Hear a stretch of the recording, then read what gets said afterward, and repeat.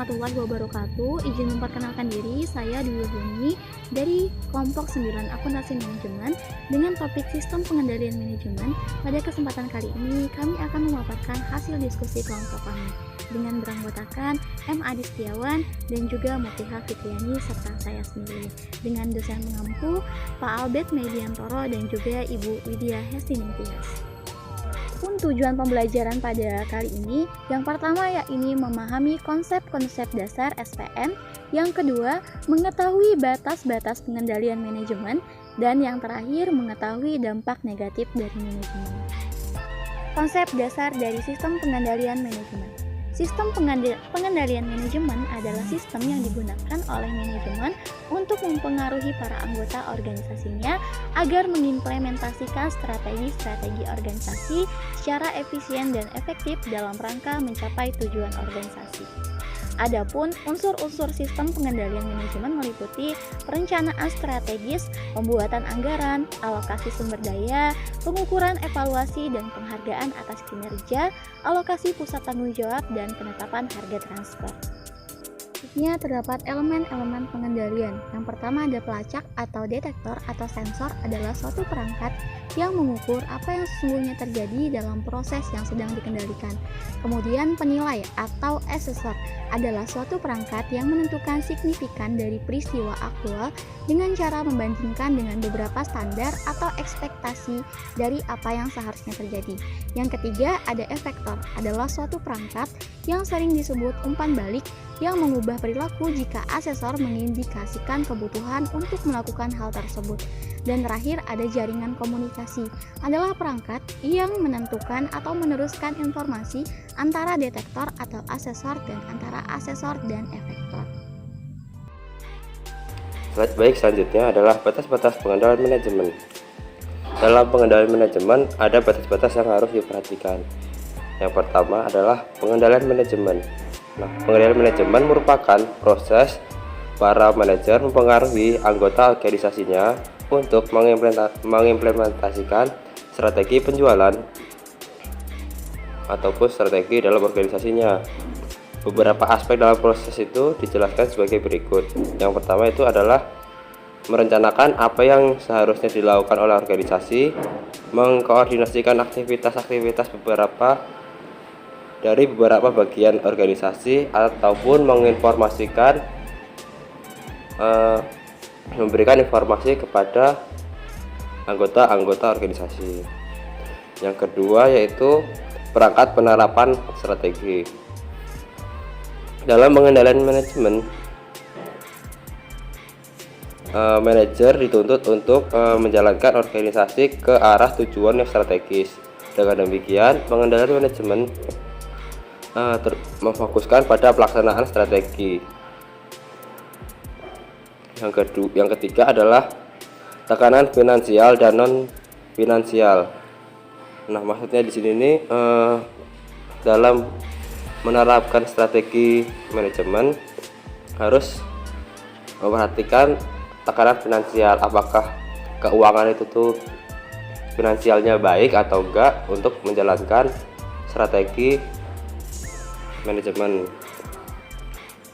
Lalu yang keempat, bantuan dalam mengembangkan strategi baru. Di sini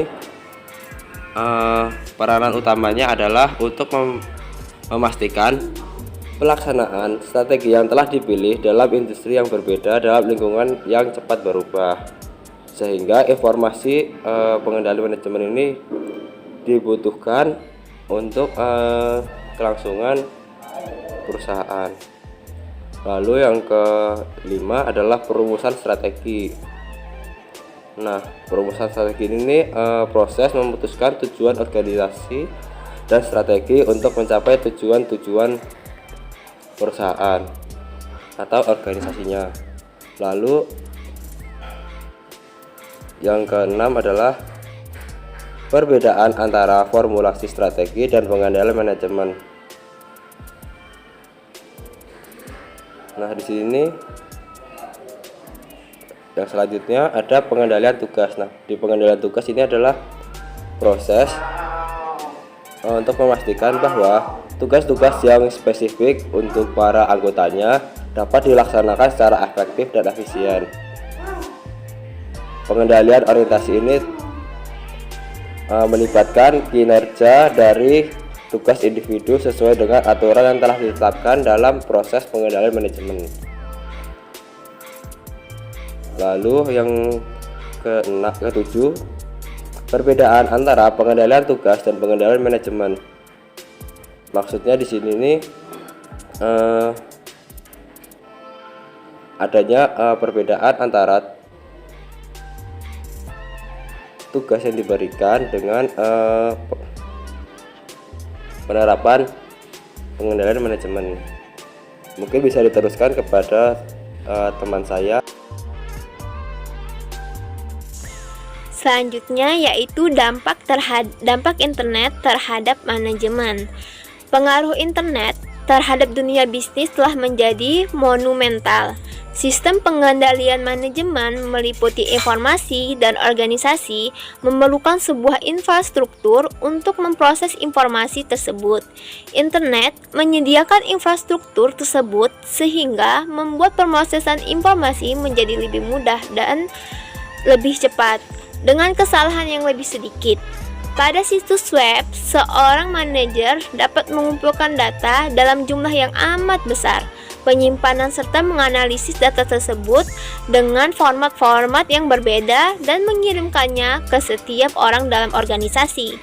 Para manajer juga menggunakan informasi ini untuk mengubah laporannya secara pribadi. Internet memfasilitasi koordinasi dan pengendalian melalui pemrosesan informasi yang efektif dan efisien. Tetapi internet tidak dapat menggantikan proses fundamental yang melibatkan pengendalian manajemen. Hal ini disebabkan karena penerapan strategi melalui pengendalian manajemen secara esensial merupakan sebuah proses sosial sehingga tidak dapat diotomatiskan secara penuh. Ketersediaan akses proses secara elektronis ke database hanya memberikan kontribusi kecil pada penilaian atau judgement yang diperlukan untuk mendesain dan mengoperasikan suatu sistem pengendalian yang optimal. Demikian pemaparan presentasi dari kami akhiri. Wassalamualaikum warahmatullahi wabarakatuh.